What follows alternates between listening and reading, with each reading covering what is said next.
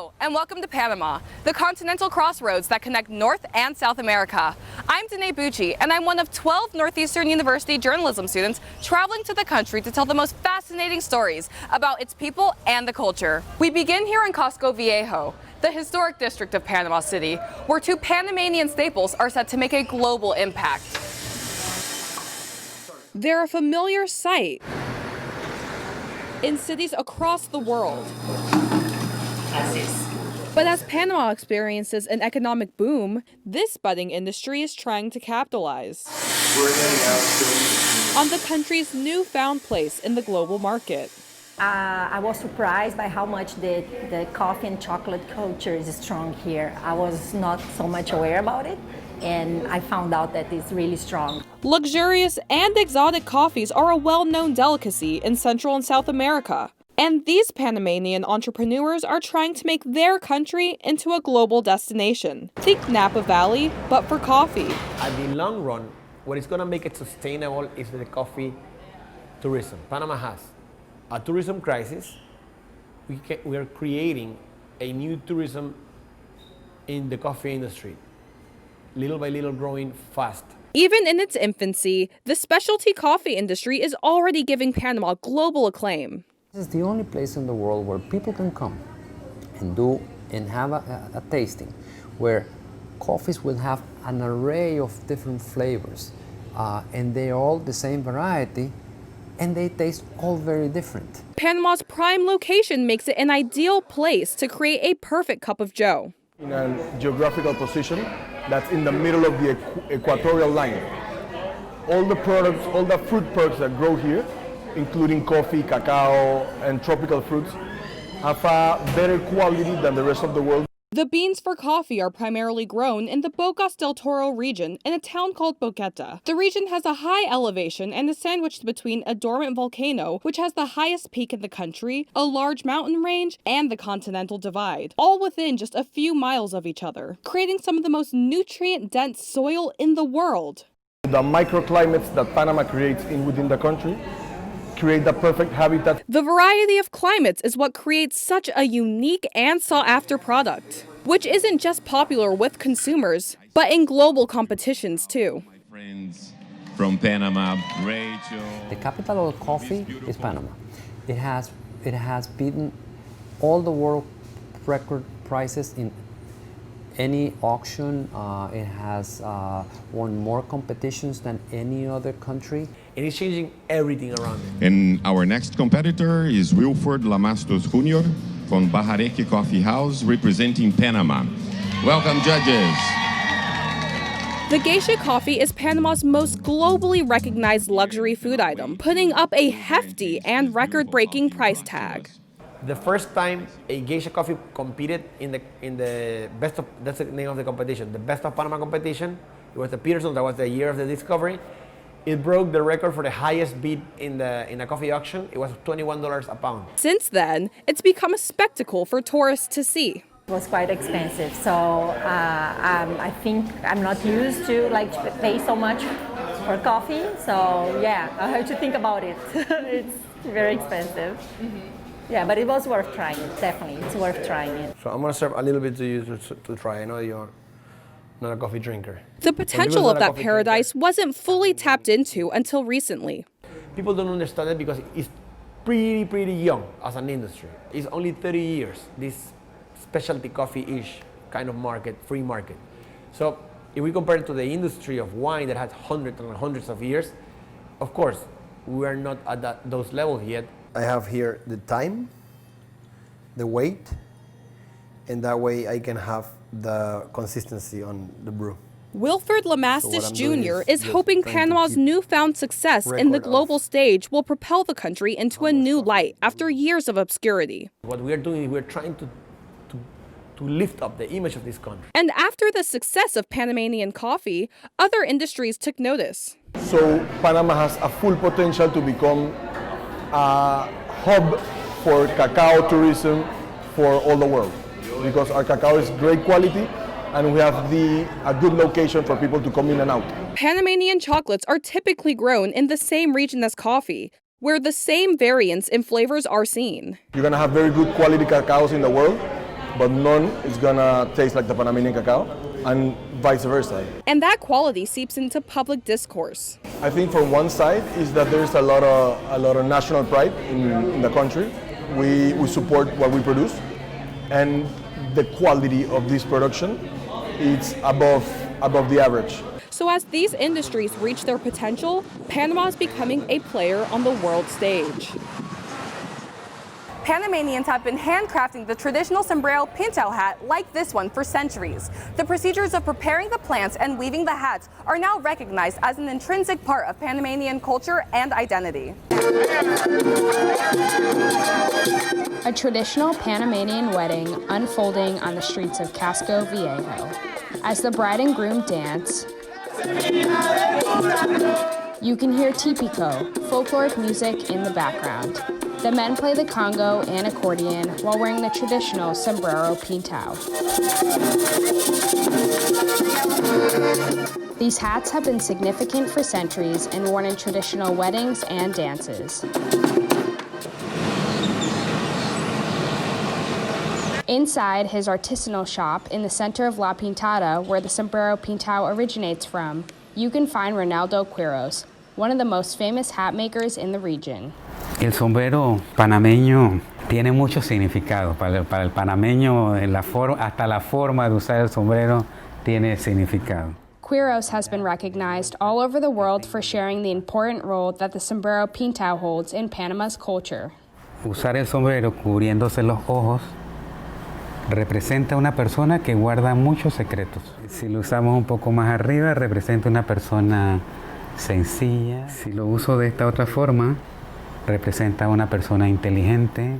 Si lo uso un poco más arriba, representa una persona fuerte y trabajadora. Si lo uso de medio lado, representa al hombre tomador, al borracho, mentiroso y enamorador. UNESCO, the United Nations Educational, Scientific, and Cultural Organization, recognized the skill of handcrafting the hat as a vital part of Panamanian culture.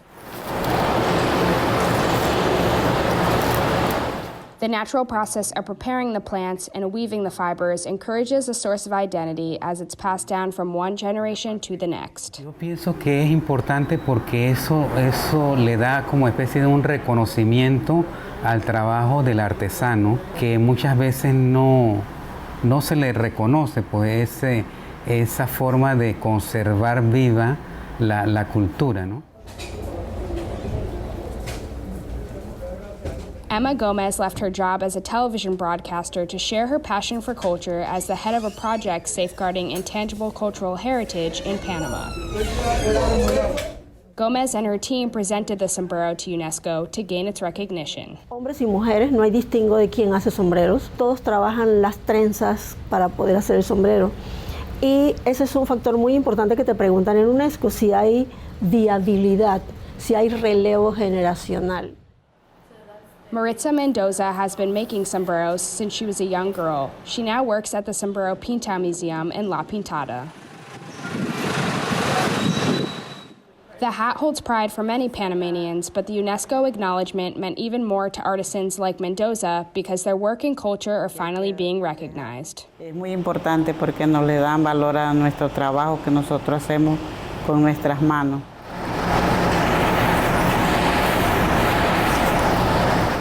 Lo he ido experimentando a través del tiempo, que sí fue importante, porque cada vez que llegan más turistas interesados en conocer acerca del sombrero. Así le enseñamos nuestra identidad, porque a veces conocemos muchos países que no tienen esa tradición. Para los artesanos ha sido muy, pero muy significativo. Y de esta manera ellos se sienten orgullosos y le hacen sentir a sus hijos también que lo que están haciendo y aprendiendo es valioso para ellos, para su identidad y porque hace grande al país. Panamanians like Gomez are working every day to keep the tradition alive.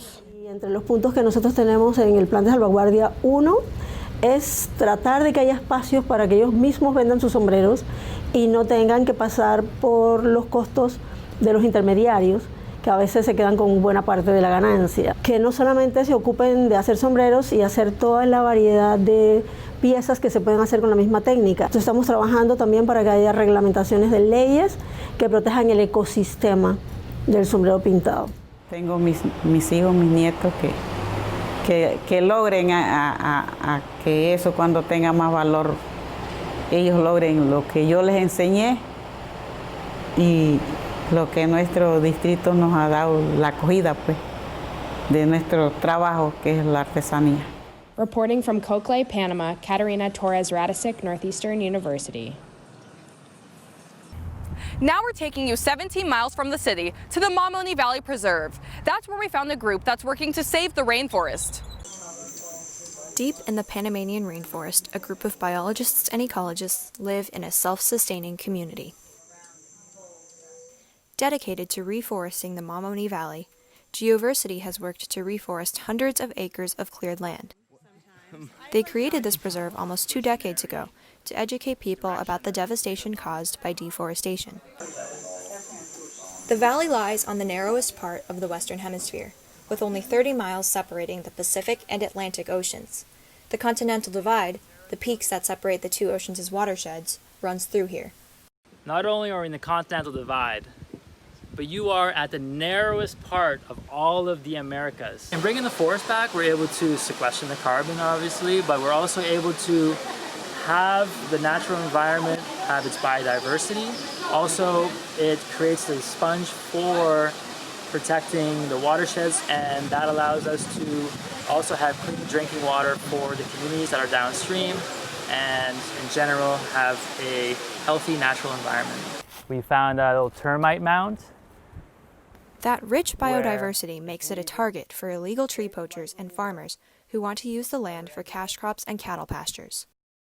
We're gonna go silent so we can catch the chainsaws. As a result, the grinding of chainsaws occasionally cuts through the normally serene sounds of the forest. The Mamoní Valley Preserve has been working to stop illegal deforestation. And coming up the ridge here, we earlier started hearing these chainsaws, which we can still hear in the background. And it was concerning because a lot of the land around us in this particular area is ours. It could be cutting down a 100, 200-year-old tree that, would take a lot of time to recover. Farmers have adopted deforestation techniques like burning fields and using harmful chemicals. But these practices wreak havoc on the region's rich biodiversity and resources. Purchasing properties that have farmland on it, usually cattle pasture, and then we let that cattle pasture either naturally come back on its own, or in some areas we go with groups and we do reforestation. The Mamoní Valley's rainforests cover more than 1,300 acres of land, which is home to a rich array of creatures and plants that rely on these resources. We have a knoll family lizard right here. That includes monkeys, toucans, jaguars, and the bullet ant, which unleashes one of the most painful insect stings in the world. Most Panamanian river valleys, the rivers will flow from north to south or from south to north. But here you have actually one that goes from west to east, so it's a very enclosed ecosystem. The remote valley is 2 hours by car from Panama City and over an hour from the nearest highway. Visitors have to drive SUVs through rivers and hole-pocked dirt roads to reach the facility. In the middle of the valley, 11 open-air cabanas house the employees and their research operation. Since 2001, staff and volunteers have rotated through the facility year-round to maintain the site, host visitors, and conduct scientific research. The site runs on a solar and hydroelectric power system. The facility's furniture and even the pool are hand-constructed with sustainable materials. Paul Verkade is an 18-year-old gap-year student from Holland. He was traveling through the region for a month and worked at the facility in exchange for room and board after a small initial daily fee. We just help with day-to-day tasks. That's what I basically do here because I'm here for such a short time, only a month. Geoversity grows some of the food its staff and visitors eat and plans to eventually grow all of it. The preserve also harvests its own construction materials, such as bamboo for building and palm leaves for roofing. We plant bamboo partly because we wanted it to be used as a building material. Because if bamboo is used as a building material, it means people will chop less forests for wood if you have a fast-growing renewable resource you can plant. That's part of the idea of promoting the use of bamboo in Panama. Today, the preserve is thriving, with 652 acres of reforested land and another 1,480 acres growing back on their own. Around us here, we're looking at all of the property that is currently within the Mamoní Valley Preserve. And around 12 or so years ago, back here was pretty much all cattle pasture with cows walking on it. And with the amazing help of volunteers, we were able to reforest this. And now you can hardly even tell that cows once roamed in this area.